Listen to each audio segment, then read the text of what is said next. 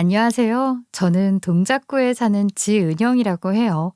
여러분, 아버지를 꼬신 여우 같은 계모, 그리고 그 계모가 데려온 자식에게 아버지 유산까지 다 뺏기게 된 사연이라니, 이 무슨 흔해 빠진 드라마 같은 사연이냐고요?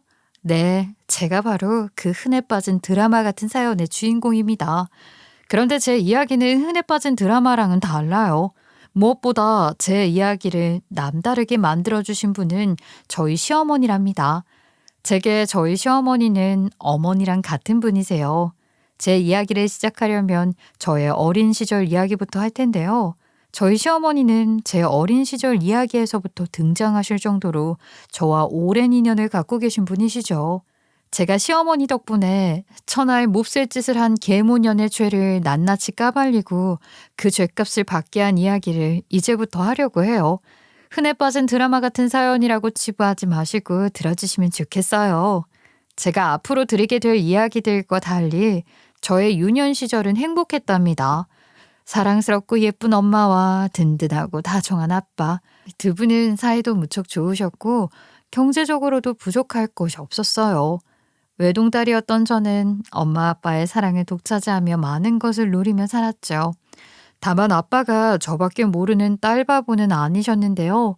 가뜩이나 아빠가 엄마를 유난스럽게 챙기기도 했는데 엄마 몸이 많이 약하셨어요. 그래서 어떻게 보면 저보다 엄마가 더 챙김을 받아야 하는 상황이었다고 할 수도 있을 것 같아요.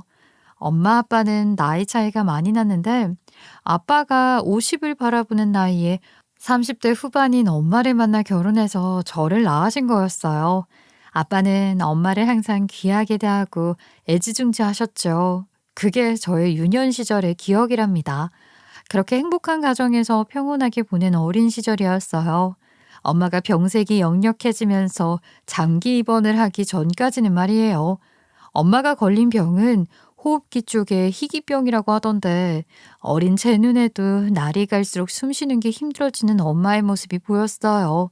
엄마는 산소호흡기를 달고서도 한참을 더 버티셨지만 결국 제가 고등학교 입학을 앞두고 있던 겨울에 돌아가시고 말았죠. 엄마가 거의 입원해 계셨던 중학교 시절, 저는 이웃에 살던 엄마의 단짝 친구 아줌마의 보살핌을 많이 받았어요. 친가 외가 모두 할머니들은 일찍 돌아가셨고 가까이 살지도 않았기 때문에 평소 왕래가 잦아서 제게도 친근했던 엄마 친구 아줌마의 보살핌을 받는 게 저도 편했거든요. 게다가 저는 외동이라 형제 자매 없이 자랐는데 아줌마네 집에 가면 또래의 언니 오빠가 있는 게 너무 좋았어요. 아줌마는 저보다 3살 많은 언니와 저보다 1살 많은 오빠, 남매를 두고 있었어요. 엄마가 입원하시기 전부터도 아줌마네 언니 오빠와 같은 동네에 살면서 같은 유치원, 같은 학교, 같은 학원에 다니면서 자주 어울렸고 엄마들끼리 자주 만나다 보니 같이 밥을 먹거나 어디 놀러 가거나 하는 경우도 많았죠. 저는 아줌마를 이모라고 불렀고 아줌마네 언니, 오빠도 저희 엄마를 이모라고 부르며 서로의 집에도 자주 가는 가족같이 지내는 사이였던 거예요. 그랬으니 엄마가 아프시고 입원을 하게 되면서부터는 자연스럽게 아줌마가 나를 보살피기 시작한 거죠. 이모랑 엄마랑 인연이 몇 년이니? 우리가 여고 동창이잖아. 너희 엄마는 몸이 약해서가 아니라 원래 성향 자체가 여성스럽고 야리야리한 애였어. 그에 비해 나는 털털하고 활달한 성향이었으니 학교 다닐 때부터 이모는 엄마 지킴이었던 것 같아. 아니, 너희 아빠 못지 않았을걸? 그러니까 이모네 집에서 지내는 거 편하게 생각하라고. 이모 말 무슨 말인지 알지? 오늘도 학교 마치면 바로 오는 거다. 이모가 간식 챙겨줄 테니까 와서 먹고 학원 가. 네, 알아요. 엄마도 맨날 이모 얘기만 하는걸요, 뭐. 하나도 안 불편해요. 이모랑 언니 오빠가 이렇게 잘해주는데 제가 불편할 게 뭐가 있겠어요.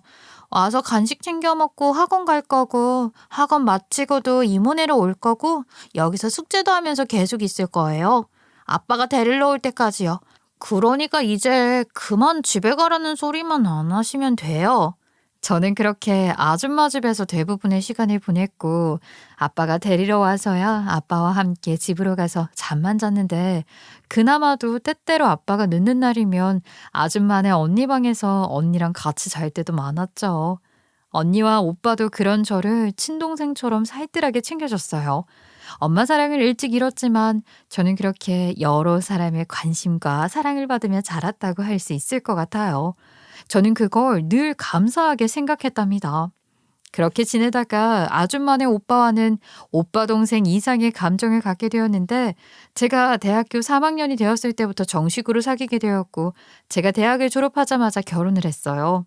그때 남편은 군대를 다녀와 복학을 한 상태로 대학을 졸업하기도 전이었거든요. 그럼에도 불구하고 저희는 결혼을 일찍 하게 된 거죠.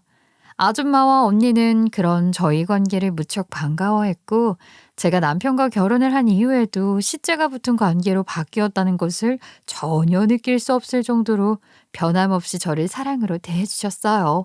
제가 결혼을 일찍 하고 싶었던 데는 이유가 있었는데요. 아빠에게 여자가 생긴 것이 너무나도 불편했기 때문이었어요. 엄마가 돌아가시고 나서 아빠는 살림을 맡아줄 가사도우미를 고용했는데 그 여자는 무려 29살밖에 되지 않은 젊은 여자였어요.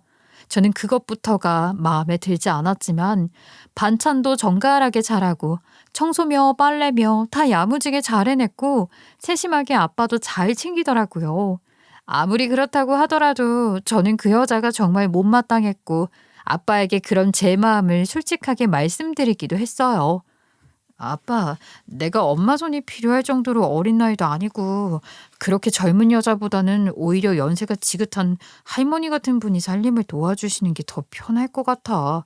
도우미 아줌마 말이야. 그 아줌마 바꾸면 안 돼? 네 마음은 알겠는데 살림 솜씨도 좋고 못하나 나무랄 데가 없는데 뭐라 그러면서 그만두라고 하겠니? 게다가 사정도 딱하잖니. 우리 은영이가 마음을 조금만 너그럽게 쓰면 안 될까? 아빠는 그런 이유를 대며 그 여자를 계속 가사도우미로 부르셨고 그 젊은 가사도우미가 여자로서 아빠의 마음을 사로잡기까지는 그리 오랜 시간이 걸리지 않았던 것 같아요. 저는 진작부터 눈치를 채고 있었지만 아빠가 그 여자와의 관계를 제게 숨기고 싶어 하는 것 같아서 모르는 척하고 있었을 뿐이었죠. 그렇게 모르는 척하면서 그 관계를 인정하기 싫었던 것 같기도 해요. 그런 이유로 저는 집에 있는 게 너무 싫고 불편했어요. 그래서 아줌마네 집에 있는 걸 더욱 좋아했고 바깥으로 많이 돌았는데 그때 남편이 제 옆에서 큰 힘이 되어주면서 많이 가까워졌던 거였답니다. 그런 상황에서 제가 대학생이 되고 나니 그 여자는 은근히 아빠와의 관계를 제게 과시하고 싶어 하는 게 보이더라고요. 그러더니 아빠가 계시지 않을 때는 노골적으로 제게 이런 말들을 했어요. 대학생도 되고 했는데 독립하는 것도 좋지 않네. 너도 눈치가 있으니 이미 다 알고는 있잖아. 벌써 오래전부터 집에 들어와 살고 싶은 걸 너 때문에 못하고 있는 거 아니야? 다 알고 있었지? 그런 걱정은 그쪽이 할 필요는 없을 것 같은데요. 내가 알아서 할 일이고 상의를 해도 아빠랑 내가 할 거예요. 무슨 자격으로 나한테 그런 얘기를 해요? 아빠랑 무슨 관계가 됐든 말든 나랑은 상관없어요. 내가 알 필요가 없는 관계니까 아빠도 나한테 아무 말도 안 하는 거겠죠. 나는 그렇게 생각해요. 너도 참 아빠한테 너무 가혹한 거 아니니? 아빠가 너한테 그런 얘기를 왜 못하시겠니? 그런 아빠 마음을 헤아려드리지는 못할 망정. 어쩜 그러니? 아무리 철없는 딸이라도 아빠 생각도 좀 하렴. 너한테 대놓고 말은 못하고 아빠도 얼마나 힘드시겠냔 말이야. 내 속이 이렇게 상하는데 아빠는 오죽하실까? 아휴. 아니 그러니까 그런 걱정은 왜 그쪽이 하냐고요. 어이없어서 정말. 내가 알아서 할 거니까 주제 넘은 이야기는 다시는 안 했으면 좋겠어요. 아빠나 잘 챙기라고요. 아시겠어요? 너무 기분이 나쁘더라고요. 그런 식으로 그 여자와 서로 날카롭게 쏘아붙이는 말을 몇 번이나 주고받았던 것 같아요. 그런데 그 여자가 그런 말을 해서가 아니라 그 여자가 그런 말을 한 것과는 상관없이 저 역시 이 꼴 저 꼴 안 보고 싶었기 때문에 대학생이 되면서 독립을 하고 싶다는 생각을 하고 있긴 했어요. 그렇지만 아빠가 너무나도 반대를 하셔서 그럴 수가 없었죠. 아빠, 학교도 멀고 그렇잖아. 내가 만약에 다른 지역에 있는 대학에 가게 됐다면 어쩔 수 없이 독립시켜 주셨을 거면서 그냥 그렇게 생각하고 독립시켜 주세요. 나보다 집이 가까운데도 일부러 학교 앞에서 자취하는 친구들도 있단 말이야. 학교 가까이 살면 장점이 얼마나 많은데 그래? 공부도 열심히 할게요. 응? 아무리 떼써도 안 돼. 너 아직 어린애인데 어쩔 수 없는 상황이면 모를까. 같은 서울에 있는 학교 다니면서 나가 산다는 건 말도 안 되지. 아빠가 차를 사주면 사줬지. 독립은 안 된다. 아유, 사장님도 참. 요즘 세상에 사장님처럼 고리타분한 아빠도 없을 거예요. 은영이 말이 맞아요. 요즘은 일부러 학교 앞에서 자취하는 애들도 많다고요. 요즘 대학생들은 몰려다니면서 술이나 마시고 논다고 정신없이 그럴 수 있는 애들도 아니래요. 은영이가 그럴 애도 아니고요. 자취하게 해주시면 은영이 말처럼 오히려 공부도 더 열심히 할 수 있고 에너지 낭비도 덜하고 그럴걸요. 완강한 아빠를 두고 그 여자도 어떻게든 아빠를 설득해 보려고 안간힘을 쓰는 것 같았지만 그 문제에 있어서만큼은 아빠가 양보를 해주지 않으셨어요. 아무래도 아빠는 그런 쪽으로는 좀 보수적인 생각을 갖고 계셨던 것 같아요. 그랬으니 저는 결혼을 일찍 하는 방법으로라도 집에서 나오고 싶다는 생각을 하게 된 거예요. 오빠, 우리 결혼 일찍 하면 안 돼? 나 정말 집에 있는 게 너무 싫고 힘들어. 옛날처럼 오빠네 집에서 하루 종일 있을 수도 없고 그렇잖아. 아니, 오빠가 나를 그 집에서 좀 데리고 나와주면 안 돼? 오빠가 아직 졸업도 안 했고 그렇다는 거 아는데 난 지금이라도 할 수 있다면 오빠랑 결혼하고 싶어. 우리 은영이 그렇게 힘들어서 어떡하니. 나도 너랑 빨리 결혼하면 좋지. 밤마다 너 집에 데려다 주면서 아쉽게 이별하는 거 안 해도 되고 말이야. 근데 너도 말한 것처럼 내가 아직 졸업도 못한 처지에 너 먹여 살릴 능력도 안 되고 너 데리고 살 집도 없는데 아버지가 너를 나한테 주려고 하실까? 우리 아빠? 오빠, 우리 아빠 걱정은 하지도 마. 오빠가 이모랑 아저씨 허락만 받아주면 우리 아빠는 내가 설득할 수 있으니까 우선 오빠 부모님부터 설득해줘. 응? 우리 부모님 걱정이야. 말로 할 것도 없지 뭐. 너랑 나랑 사귄다고 할 때 뭐라고 하셨는지 기억 안 나? 왜 진작 사귀지 않았냐고 그러셨잖아. 엄마도 아빠도 너를 얼마나 예뻐하시는데 지금도 너를 며느리 아니 그냥 딸처럼 생각하시잖아. 우리 부모님은 말씀드리나 마나 바로 찬성이실 거야. 그렇게 저를 이해해준 남편은 장담했던 것처럼 쉽게 허락을 받아왔고 저도 아빠를 설득해 일찍 결혼을 하게 된 거였어요. 남편도 남편이지만 이제 시어머니가 될 아줌마. 이모에 대한 애틋한 마음도 제가 결혼 결심을 할 수 있게 하는데 큰 역할을 했던 것 같아요. 은영아, 네가 정말 내 며느리가 된다는 게 아직도 실감이 안 나는데 그래도 마냥 좋기만 해. 우리 행복하게 잘 살자. 너희 엄마도 너무 좋아하고 있을 거야. 지금처럼 나를 엄마라고 생각하고 편하게 대해줘야 해. 시엄마 됐다고 나한테 막 다르게 대하고 그러면 나 정말 실망할 거야. 알지? 이모도 참. 아니, 이제 어머니라고 불러야 하는 거죠. 제가 그럴 것 같아요. 이모나 나중에 딴소리 하지 마세요. 저는 이모를 엄마라고 생각하며 지낸 지 오래됐으니까 걱정 마시고요. 아유, 어머니래. 아유, 어쩐지 너무 이상하지 않니? 그냥 계속 이모라고 부르면 그게 더 이상한 거지? 그래도 어머니는 너무 이상하잖아. 그냥 엄마라고 해, 엄마. 그게 훨씬 자연스럽겠다. 그건 그렇고 민성이가 아직 학생이고 취직해서 제대로 독립하기까지 시간이 좀 걸릴 텐데 우리 집에 들어와 사는 건 괜찮은 거지? 들어와 살면서 민성이 취직하면 월급은 고스란히 차곡차곡 모으고 그렇게 얼른 집장만도 하고 그러는 게 좋지 않겠나 싶은데 말이야. 당연하죠. 저는 어떻게든 분가시켜주려고 하실까 봐 걱정했어요. 저한테는 이미 너무 익숙한 곳인걸요. 저희 집보다 더 좋아하는 곳이잖아요, 제가.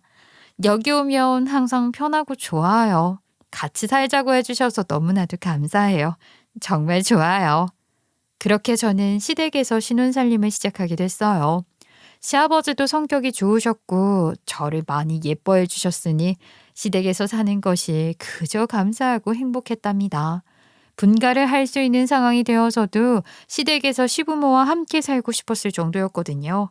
그래서 지금까지 10년이 가까이 줄곧 시댁에서 살고 있어요. 출장이 잦은 남편보다 시어머니를 더 의지하며 살았던 것 같기도 해요. 그렇게 저와 시어머니는 친모녀 이상으로 서로를 아끼고 이해하는 돈독한 관계였어요. 어떨 때는 친구 같기도 하고 그랬거든요. 시어머니는 제게 엄마이기도 하고 제일 친한 친구이기도 했고 어쩔 때는 남편이기도 했던 것 같아요. 그러던 중 친정아빠가 돌아가셨다는 연락을 받게 된 거죠. 남편은 그때도 출장 중이었기에 저는 시어머니와 함께 장례식장에 가게 되었어요. 엄마가 돌아가시고 나서 가사 도우미로 들어와 아빠를 꼬여낸 여우 같은 그 여자는 제가 결혼을 하자마자 보란 듯이 친정으로 들어와 본격적으로 아빠와 살림을 차려 살기 시작했고 그로부터 몇 년 후에는 정식으로 혼인신고까지 했는데 심지어 전 남편과의 사이에서 얻은 자기 딸까지 정식 입양 절차를 밟아 저희 아빠 호적에 올리더라고요. 그 계모년과 계모년 딸이 빈소리 지키고 있는 모습을 보니 또 한 번 화가 치밀어 올랐지만 간신히 참고 있었어요. 그런데 아버지가 남기신 재산 배분에 대한 문제를 변호사가 말해주는 순간 너무 어이가 없었습니다. 아버님께서 생전에 작성하신 유언장에 따라 40억 상당의 재산이 모두 자녀이신 박민주 씨 앞으로 상속될 예정입니다. 정식으로 절차를 밟아 유언장을 공개하는 자리를 만들겠지만 미리 알고 계시는 게 좋을 것 같아서 말씀드려요. 유감입니다. 네? 뭐라고요? 아니, 전 재산을 그렇게 하셨다는 거예요? 그런 유언장을 대체 언제 작성하신 거죠? 저한테는 단 한마디도 언지를 안 하셨는데 저 여자와 저 여자 딸, 그러니까 26밖에 안 된 걔는 이미 이런 사실을 다 알고 있었던 건가요? 그런 것까지는 저도 잘 모르겠습니다. 제가 드릴 수 있는 말씀은 아버님께서는 합법적인 절차를 밟아 증인 2패 하에 유언장을 작성하셨고 그 유언장은 법적인 효력을 갖는다는 거예요. 받아들이기 힘드셔도 받아들이셔야 합니다. 저는 그런 말도 안 되는 상황을 납득할 수도 받아들일 수도 없었어요. 변호사가 뭐라고 말하든 모르겠고 그 얘기를 듣는 순간 너무 황당해서 그 계모년에게 따질 수밖에 없었죠. 아버지가 남기셨다는 유언장이 있다는 거 당신은 알고 있었지? 그 유언장이라는 것부터 어디 좀 보자. 내 눈으로 보기 전까지는 믿을 수가 없어. 그래, 그러겠지. 내가 너라도 그랬을 거야. 유언장? 그럼 얼마든지 보여주지. 변호사가 그 얘기는 안 하든 너한테도 절차를 거쳐서 다 공개하게 되어 있다고 그러던데 너한테 네 아버지 유언장을 공개하는 것도 그 유언장이 법적으로 아무런 문제가 없다는 것도 여기 계시는 변호사가 입증해 줄 거야. 계모년이 지나치게 자신만만한 모습을 보이는 게 어찌나 배알이 뒤틀리던지 저는 이성을 잃고 말았던 것 같아요. 누구 마음대로 우리 아빠 전 재산을 쟤한테 상속한다는 거야. 이게 말이나 된다고 생각해? 유류분이라는 권리도 몰라. 소송 걸어서 법적으로 내가 받을 수 있는 재산은 제대로 돌려받을 거니까 그런 줄 알아. 너무 약에 올라서 제 입장에서 할 수 있는 걸 다 할 거라는 얘기를 한다고 한 얘기였는데 계모녀는 그걸 놓치지 않고 지 유리한 쪽으로 이용하기 바빴어요. 장례식장에 온 사람들 다 들으란 듯이 아주 소리를 지르더라고요. 이것 봐. 내가 너 그럴 줄 알았어. 그러니까 지금 네 아버지 피를 물려받은 친자식은 너 하나라고 유세하는 거지? 친자식이면 뭐해? 몇 년 동안 병든 아버지 찾아뵙지도 않아 놓고 돌아가시고 나니 이제와 유산은 받고 싶다는 거 아니야. 그동안 네 아버지 간우한 건 나랑 내 딸이야. 우리가 얼마나 정성껏 네 아버지 모셨는지 아는 사람은 다 안다고. 너는 할 말이 없어야 정상이야. 뭐? 유류분 반환 소송?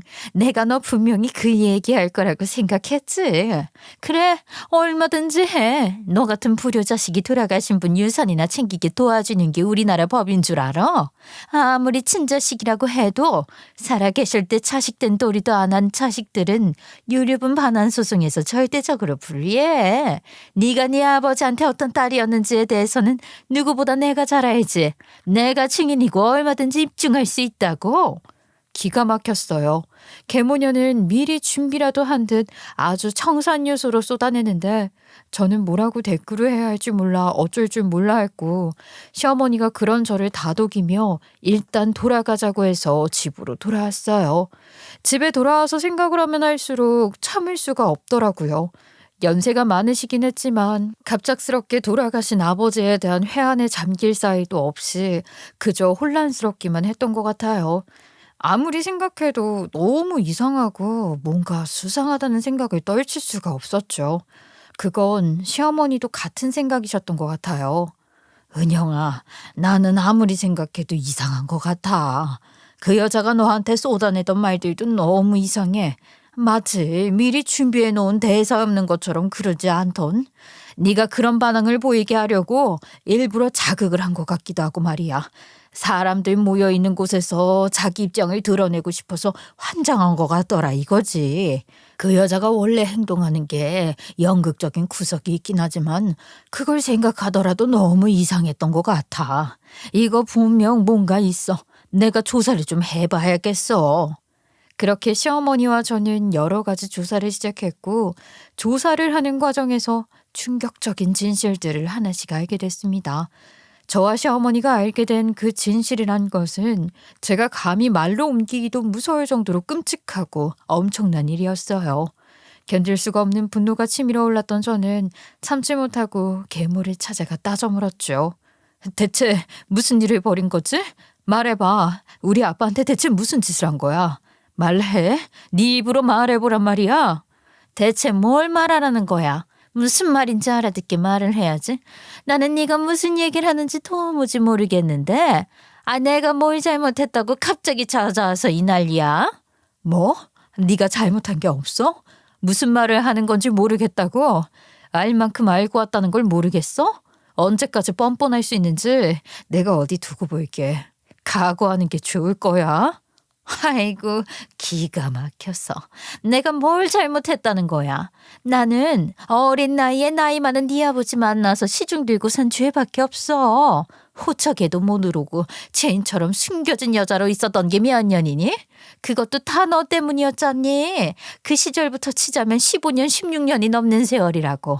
호적에 오르고 나서도 행복했던 적 없었어? 네 아버지 처음 만났을 때 내가 29이었다고. 네 아버지는 그때 이미 65이나 먹은 노인네였고 말이야. 그게 어디 쉬운 일인 줄 아니? 웃기지도 않는 소리 작작해. 그 얘기 듣고 너를 동정할 사람이 있을 것 같아? 누가 그러라고 너 등 떠민 사람 있어? 네가 공양미 300석에 팔려간 심청이라도 되는 것처럼 말하지 말라고. 네가 원해서 네가 선택해서 벌인 일이잖아. 그래놓고 이제 와서 어떻게 그렇게 말하니? 그리고 우리 아빠가 나이는 많았어도 아무도 그 나이로 보는 사람 없었어. 그리고 얼마나 건강하셨는데 어디서 헛소리야. 누가 들으면 어린 나이에 알아놓은 노인의 수발만 한 줄 알겠다. 너야말로 알지도 못하는 소리 그만해. 네가 뭘 아니? 그나마 니년 애비 돈 하나 보고 그 세월 버틴 거야. 알아놓은 사람 보살피는 것만 힘든 거 아니야? 남자로 보이지도 않는 영감탱이 시중 들었던 세월이 몇 년인데 이래. 그리고 네가 네 아버지 한 번 찾아오지도 않았던 몇 년 동안 병간호했던 건 정말 말로 다 못해. 그거 생각하면 40억으로는 턱도 없지. 성에 안 찬다고. 알어? 뭐라 얘기나 하고 사람 몰아 세우라고. 니녀는 딸년이라는 게 나 몰라라 하면서 제대로 들여다보기는커녕 연락도 끊고 살았잖아. 그동안 내가 어떻게 살았는데 이제 와서 유산 얘기나 하는 거니.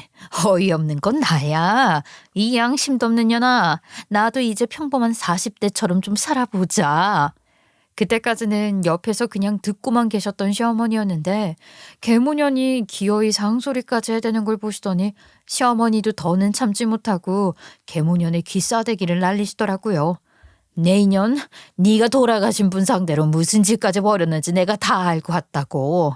다 알고 왔다고 하는데도 하늘 무서운 줄 모르고 어디 그 입을 상스럽게 놀리는 거야. 어? 너 죗값 치를 준비나 하고 있으란 말이야.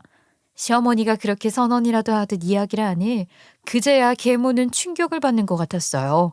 지가 생각해도 지가 저지른 일이 얼마나 엄청난 짓인지는 알 테니까 말이에요. 그걸 저와 시어머니가 다 알고 왔다는 게 계모에게는 무엇보다 충격적인 얘기였을 거예요. 계모는 시어머니와 제가 그 모든 사실을 알고 왔을 거라고는 상상도 못했던지 소스라치게 놀라며 경악하더라고요. 그러더니 바로 태세를 바꾸더군요. 아니, 잠시만요.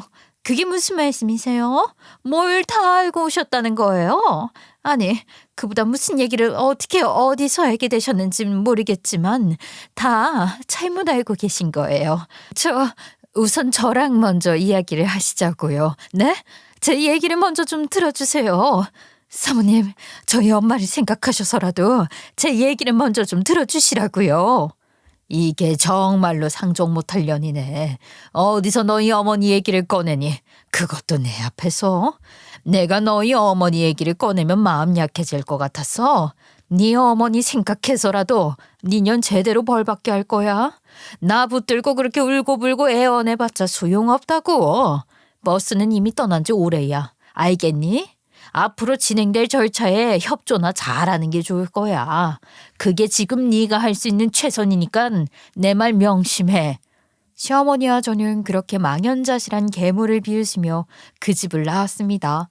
제 얘기를 들으시면서 아마도 뭔가 이상하다는 걸 눈치채셨을 것 같은데요. 그러시죠? 계모와 저희 시어머니의 관계에 대해서 말이에요. 계모가 시어머니를 사모님이라고 부르는 것도 그렇고 계모 어머니 얘기를 시어머니에게 한 것도 그렇고 뭔가 있다는 생각을 하셨을 것 같아요. 그래서 이쯤에서 제가 앞에서 말씀드리지 않은 계모에 대한 이야기를 조금 더 하려고 해요. 계모는 시어머니의 집일을 꽤 오랫동안 봐주시던 가사도우미 할머니의 딸이었어요. 시어머니의 집에서 살다시피 했으니 저도 그분을 할머니라고 부르면서 잘 따랐거든요. 정 많은 도우미 할머니도 저를 참 예뻐하며 챙겨주셨었고요. 계모는 그 할머니의 막내딸이었는데 고등학교 때부터 그렇게 사고를 치며 할머니 속을 썩였다고 하더라고요. 그러다 어디 놈팡이 같은 놈을 하나 만나 결혼을 하더니 못 살겠다며 애를 데리고 이혼하고 나와서는 그 할머니, 그러니까 자기 엄마에게 애를 봐달라고 하고 돈을 마련해달라고 하고 그랬던 거죠. 저도 그걸 알고 있을 정도로 할머니를 많이 힘들게 했었어요. 그때 그 할머니는 시어머니네 살림을 봐주면서 저희 엄마가 입원한 후에는 저희 집에도 반찬 같은 걸 해다 주시고 일주일에 한 번 정도는 청소도 해주시고 그러셨거든요. 그러셨으니 그 할머니의 딸이었던 계모가 할머니를 도와 저희 집에도 한 번씩 가곤 했던 것 같아요. 그러다 저희 엄마가 돌아가시고 나니 아빠도 병원보다는 집에 있는 시간이 길어지게 되셨고 저희 집 살림을 도맡아 봐줄 도우미가 필요하던 참에 그 여자가 자기가 도우미 일을 하면 어떻겠냐고 아빠에게 적극적으로 어필을 해서 저희 집 도우미 일을 하게 됐던 거예요. 처음부터 아빠를 어떻게 해볼 작정으로 저희 집 일을 맡았다는 것이 어린 제 눈에도 보였는데 시어머니나 그 할머니 눈에도 그게 빤히 보였을 거 아니겠어요?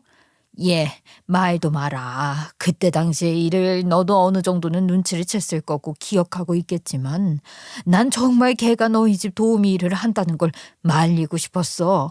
그런 애를 불쌍하다면서 봐주겠다는 너희 아빠도 참 순진하다 싶었지.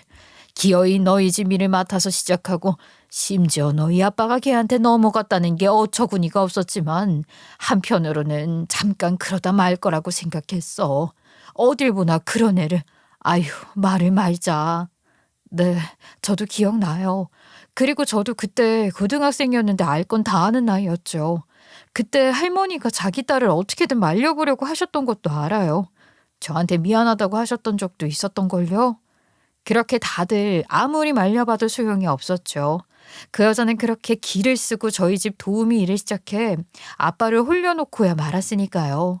제가 결혼을 하고 그 여자가 저희 집에 들어가 살게 된 이후로는 할머니도 거의 포기를 하셨던 것 같아요.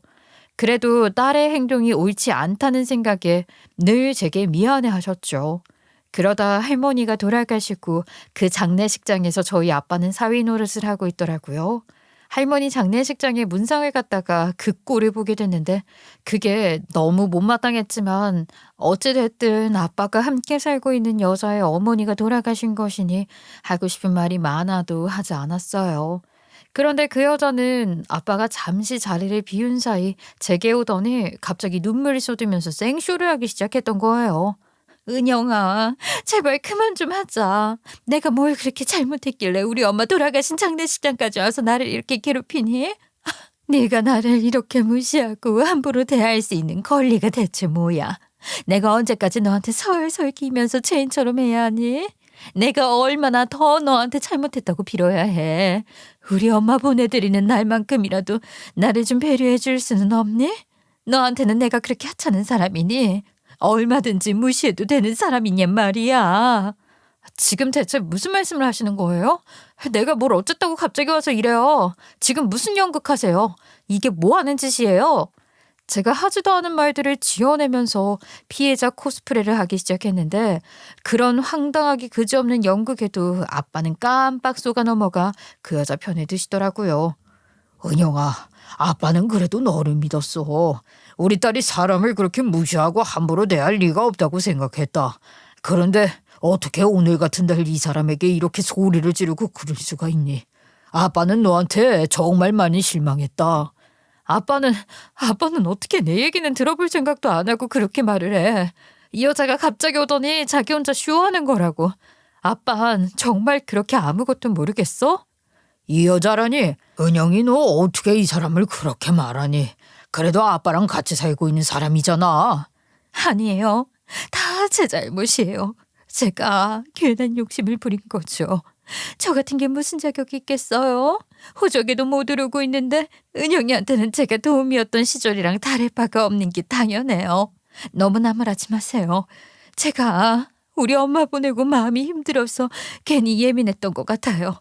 죄송해요. 은영아, 미안하다. 미안해. 정말 기가 막히는 건 그 일 이후 아빠가 그 여자를 호적에 올리고 그 여자 딸까지 정식으로 입양했던 거예요. 그런 일이 있고 난 후 저와 아빠의 관계는 말할 수 없이 악화됐고 회복하기 어려운 상태가 된 채 왕래도 없이 지낸 게 4년이 넘은 상태에서 아빠가 돌아가신 거였어요. 제 쪽에서 서운한 게 많아 일방적으로 연락을 끊은 건 아니었습니다. 그래도 명절이나 생신, 어버이날 같은 날에는 인사를 챙겼는데 아빠가 엄마 기일마저 잊고 소홀히 하는 모습을 보이셨던 거예요. 그리고 그 여자가 중간에서 어떤 이간질을 하며 아빠와 내 사이를 차단시키려고 했는지 모르겠지만 어쨌든 아빠가 그런 계모의 농간에 넘어간 것은 사실이었죠. 그러다 보니 제 입장에서도 더 이상 아빠를 찾아뵙는 게 어려워졌던 거예요. 연세가 많으시긴 했어도 늘 나이보다 젊게 사셨던 아빠셨고 건강에도 큰 문제가 없다고 알고 있었기에 관계를 회복할 수 있는 시간이 얼마든지 있을 거라고 생각했는데 갑자기 돌아가셨다는 연락을 받게 됐던 거고요. 아버지를 보지 않고 살았던 시간들에 대한 회한과는 별개로 석연치 않은 상속 문제는 제대로 알아봐야겠다는 생각으로 여러 가지를 알아보기 시작했는데 시어머니가 알아낸 사실은 실로 놀랍고도 엄청난 것이었어요. 시어머니와 저는 할 수 있는 방법을 총동원해 계모의 뒤를 캐기 시작했는데 계모와 아빠 재산을 관리하던 변호사와의 관계가 의심스러운 정황을 몇 가지 발견하기는 했지만 둘이 작당해서 무슨 일을 꾸민 것을 입증할 수 있는 증거는 찾기가 쉽지가 않았어요. 그런 상황에서 하다하다 시어머니는 계모의 친정엄마, 그러니까 시어머니 집에서 도우미 일을 하시던 할머니가 돌아가신 후에 시댁에 남겨진 유품을 여전히 보관하고 있었던 것이 생각나 그것까지 찾아볼 생각을 하셨던 거였어요. 날련이라는 게 어머니 유품이라고 하는데도 챙길 생각도 안 하는 게 너무 마음이 아팠어. 그땐 그런 마음으로 할머니 물건을 버리지도 못하고 그냥 갖고 있었던 것뿐이었거든. 유품이라고 해봐야 할머니가 쓰시던 방에 남아있던 게 작은 상자 하나 다 못 채울 정도로 뭐가 많지도 않았어. 그땐 그년이 그러는 게 그렇게 싫었는데 이제 와서 세상 그렇게 해준 걸 고맙다고 해야 할 지경이지 뭐야. 아유, 어떻게 어머님은 그걸 뒤져볼 생각까지 하셨어요? 지금까지 그걸 갖고 계셨던 것도 놀랍지만 거기서 뭔가를 찾아내셨다는 게 더 놀라워요. 궁하면 통한다는 말을 이럴 때 써도 되는 건지 모르겠지만 정말 그랬어. 아니 뭔가가 분명히 있는데 증거 하나 잡아내는 게 왜 이렇게 힘든 거니? 하긴 그년이랑 놀아난 그놈이 변호사라니 얼마나 철저하게 했겠냐고. 그놈도 결국은 네 아버지 돈 보고 그년이랑 붙어먹은 걸 텐데 그 돈 지키려고 얼마나 공을 들였겠느냔 말이야. 그러니 생각을 하다 할머니 유품까지 생각을 하게 된 거야. 시어머니가 보관하고 있었던 할머니 유품 중에는 그 할머니가 쓰시던 오래된 휴대폰이 있었는데 시어머니는 그 휴대폰 충전 케이블을 구해 휴대폰을 열어보게 됐던 거죠. 그리고 그 안에는 할머니와 계모가 주고받은 이상한 문자가 있었던 거예요. 지금 그걸 처음 봤을 때를 생각하면 내 손이 다 떨려. 나는 그년이 처음부터 네 아버지한테 계획적으로 접근했다는 증거 같은 거라도 찾아볼 작정으로 열어본 건데 그런 내용이 있을 거라고 상상이라도 했겠니? 누구도 상상 못할 일이죠. 그런 생각을 누가 할 수 있겠어요. 그건 정말 정말이지 너무 엄청나고 무서운 짓이잖아요. 범죄도 보통 범죄가 아닌 거예요. 제 입으로 말하는 것도 이렇게 무서운데 그 여자는 정말 어떤 여자길래 그런 일을 저지를 수 있었을까요? 할머니와 계모가 주고받은 문자 내용을 간단하게 말씀드리자면 할머니가 자기 딸에게 당장 그런 짓을 멈춰라. 겁도 없이 그런 짓을 벌이다니 그런 무서운 건 대체 어디서 구한 거냐. 그럴 거면 당장 그 집에서 나와라.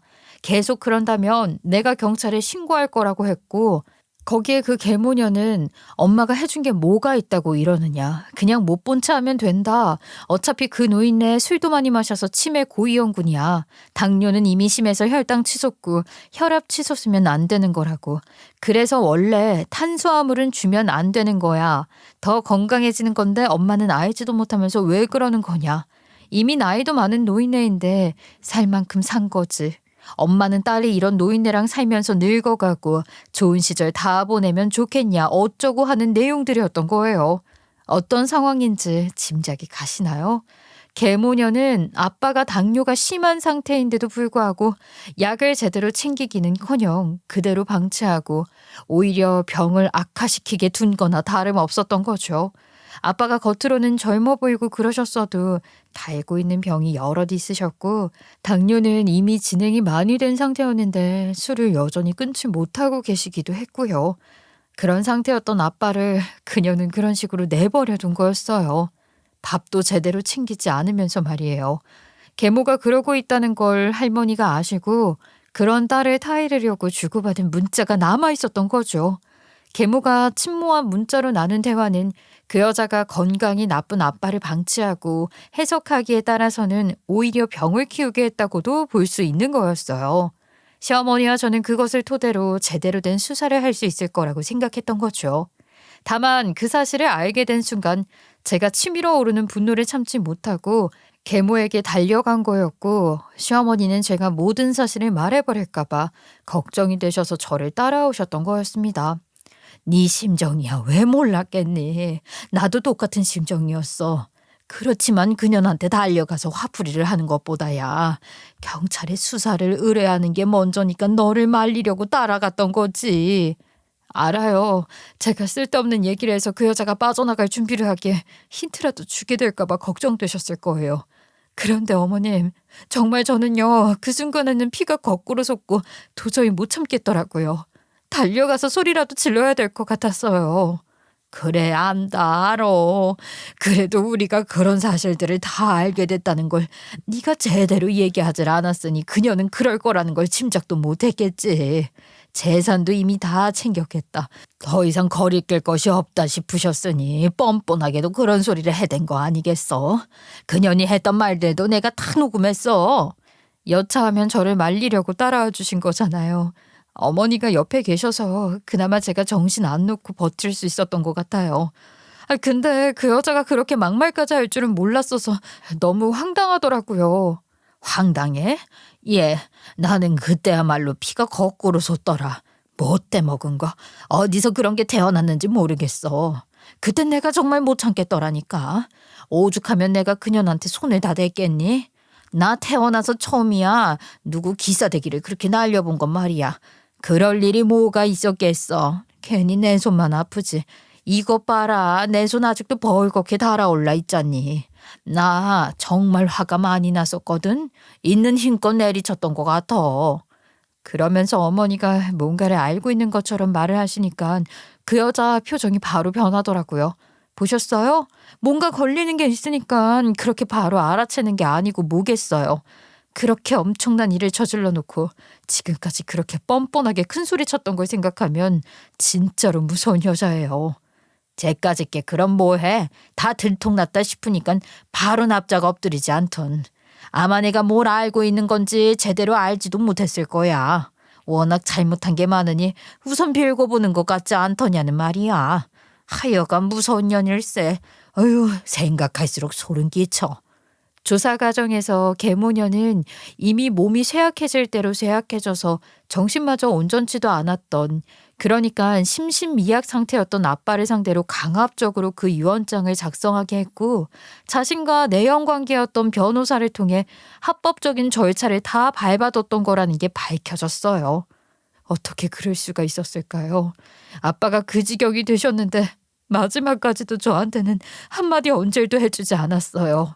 아빠가 어떤 심정이셨을지 생각하면요, 정말이지 가슴이 찢어지는 것 같아요, 어머니. 저 이제 어떻게 해야 해요? 네 잘못이 아니야. 네 마음 아픈 거야 왜 모르겠니? 그렇지만 네 잘못이라고 생각하고 아파하지 말거라. 우선은 그냥 그거 제대로 벌받게 할 것부터 생각하고 힘을 내보자. 응? 그러니까 그 유류분 반환이 문제가 아닌 거 아니니? 그런 식으로 작성된 유언장은 아예 효력이 없는 거 아니냐고. 네, 그렇다고 해요. 입증할 수 있는 증거들이 너무 확실해서 유언장은 무효가 될 게 확실하다고 하네요. 그러니까 아버지 재산이 그년이나 그년 딸년한테 가는 일은 없을 거예요. 그래서는 안 되죠. 그럼요. 그리고 그년이랑 그 변호사가 작당해서 저지른 일에 대해서도 끝까지 조사해서 적용되는 벌은 다 받게 할 거예요. 저는 그년이 제대로 벌 받게 하는데 아버지 재산을 다 써도 좋다고 생각해요. 그럴 각오로 소송할 거예요. 조사가 진행되면서 계모와 변호사는 서로 억울하다며 죄를 뒤집어 씌우기 바빴고, 그 덕분에 오히려 조사는 급물살을 타게 된 것도 있다고 하더라고요. 그러던 중에 계모의 딸이 저를 찾아와 구속수사를 받고 있는 자기 엄마가 저를 너무 만나고 싶어 한다면서 통사정을 하길래 그 마귀 같은 년 죄수복 입고 있는 꼴 구경이나 하자는 생각에 골려줄 마음으로 한번 면회를 갔는데, 계모는 말 같지도 않은 변명을 늘어놓기 바쁘더라고요. 은영아, 네가 나를 어떻게 생각하는지 알지만 그래도 나는 너한테 이렇게 부탁을 할 수밖에 없네. 처음부터 어떤 작정을 하고 너희 아빠한테 접근했던 건 아니야. 정말이야? 아니, 왜 이제 와서 갑자기 말이 바뀌는 거지? 29이었던 그때부터 이날까지 우리 아빠 재산 하나 바라보고 버티며 살았다며. 네가 우리 집 일 시작했던 게 딱 29이던 그때인데 아니긴 뭐가 아니야. 네가 그럴 작정으로 우리 집을 맡아 하겠다고 했던 건 돌아가신 할머니도 알고 계셨던 거잖아. 어디서 개수작이야? 무슨 얘기를 하려는지 뻔하지만 시작부터 그렇게 거짓말부터 하면 내가 네 얘기를 더 듣고 싶겠니? 그게 그러니까 나도 나름대로는 억울한 것도 있고 그래서 그냥 말이 그렇게 헛나왔다는 거야. 너는 어렸을 때부터 부모님 잘 만나서 컸고 귀하게 자랐으니 모를 거야. 나는 그런 네가 그냥 부러웠던 것 같아. 나는 그런 아빠가 없었으니까. 그래서 그런 식으로라도 내 인생을 보상받고 싶었던 거야. 어리석었지. 알아. 그런 나를 좀 불쌍하게 여겨줄 수는 없겠니? 불쌍? 지금 불쌍하게 여겨달라고 그랬어. 내가 뭘 잘못 들었나? 할머니 장례식에서 네가 나 붙들고 했던 그 가짜는 연극 말이야. 너도 기억나지? 그 연극으로 기어이 우리 아빠 호적에 너랑 어린 네 딸년 이름 올리게 됐으니까 너는 아주 성공적인 생쇼였다고 기억하고 있겠지. 우리 아빠 없을 때마다 나한테 다른 얼굴하면서 이 집에서 나갈 너희 아빠는 얼마나 힘드시겠냐며 헛소리 할 때도 너란 인간 똑바로 안 봤지만 지 엄마 돌아가신 장례식장에서까지 그딴 연극이나 해대는 걸 봤을 때 넌 정말 악마 같았어. 인간이라고 할 수가 없는 거지. 그랬었는데 그게 다가 아니었잖아. 넌 어떻게 아픈 우리 아빠를 그렇게 방치할 수가 있었니? 네가 하기 싫었으면 나한테 알려주기라도 했었어야 하는 거 아니니? 아빠가 그 지경이 될 때까지도 넌 나랑 아빠 이간질할 생각만 했잖아. 넌 정말 나쁜 년이야. 네가 받게 될 벌이 뭐가 됐든 네가 저지른 죄에 비하면 그까짓 거 아무것도 아닌 벌이라고 알아? 애당초 네가 저지른 죄라는 게 단죄할 수도 없게 엄청난 짓인 거야. 알긴 하냐고. 그래, 마음껏 욕해. 내가 다 들어줄게. 하고 싶은 말 다 해. 내가 다 잘못했어. 얼마든지 듣고 얼마든지 사과할게. 그러니까 나를 미워하고 나만 욕하고 내 딸이라도 좀 보살펴 줄 수 없겠니? 그래도 너랑 호족상으로는 자매지간이잖아. 내가 여기서 벌 받을 동안만큼이라도 네가 좀 살펴줘. 걔 나 없으면 아무것도 못하는 애야. 아직 어린 애잖니. 우는 소리 하지도 마. 정말 역겨워 죽겠네. 토할 것 같아. 상대도 하고 싶지 않지만 한마디만 하고 갈게. 네 딸년을 내가 왜 보살펴주니? 미친 거 아니야? 26이 어린애야. 네가 우리 아빠 꼬여냈던 게 네가 29이었을 때야. 네 딸년도 알 건 다 아는 나이라고. 지 앞가림 지가 하겠지. 너랑 달리 생각이 똑바로 박힌 년이라면 어떻게든 살 궁리하고 살지 않겠니? 딸년은 너같이 썩어 빠진 생각을 하지는 않길 바랄게. 그런 여자 때문에 아빠와 연락도 없이 지냈던 시간들이 너무나 한스럽지만 아빠도 이제는 하늘나라에서 모든 상황을 알게 되셨을 테고 저를 이해해 주실 수 있지 않을까 싶어요. 아빠 또한 후회되는 일들이 많으시겠죠. 나중에 좋은 곳에서 엄마랑 아빠를 다시 만날 때 열심히 잘 살았다고 자신 있게 말할 수 있게 바른 마음과 생각을 갖고 지금처럼 열심히 살 거예요. 여러분, 제가 그럴 수 있게 응원 많이 해주세요. 갑자기 아빠가 돌아가시면서 일어난 일들이 감당하기 어렵게 다가올 때가 있어요. 모든 게 다 마무리되면 마음이 조금은 더 편해지겠죠? 그래도 이렇게 제 이야기를 하고 나니 마음이 한결 가벼워지는 것 같아요. 제 얘기를 끝까지 들어주셔서 감사하고요. 누군가 제 얘기를 듣고 있다는 것만으로도 이렇게 큰 위로가 될 줄 몰랐답니다. 저 같은 사람도 이렇게 잘 살고 있으니 여러분들도 아무리 힘든 일이 있어도 화이팅 하시길 바라겠습니다. 다시 한번 감사합니다.